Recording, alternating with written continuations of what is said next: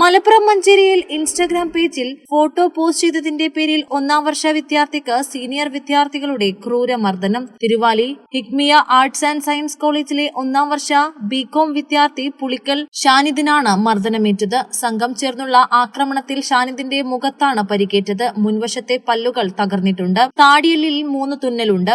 3ാം വർഷ ബിരുദ വിദ്യാർത്ഥികളായ ജാസിൽ, മുനീബ്, മുഹസിൻ, ഷെഹിൻഷാദ്, വിഷ്ണു എന്നിവരാണ് മർദ്ദിച്ചതെന്ന് ഷാനിദ് പോലീസിൽ നൽകിയ പരാതിയിൽ പറയുന്നു. ഞങ്ങളിത് വീഡിയോസ് 2 ദിവസം മുമ്പ് തന്നെ ഞങ്ങള് ഇൻസ്റ്റാഗ്രാം പേജ് ഡിലീറ്റ് ആക്കണം പറഞ്ഞുകൊണ്ട് ഞങ്ങള് എഴുത്തറ കൂടിയിരുന്നു.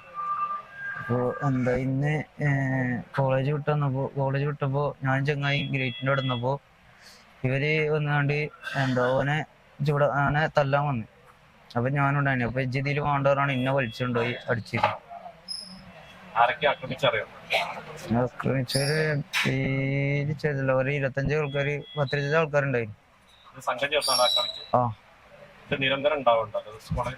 ഇത് ഞങ്ങൾക്ക് ഇടക്കിടക്ക് വരുന്നതാണ്. ഞങ്ങൾ പിന്നെ പ്രതികരിക്കാൻ നിൽക്കലില്ല.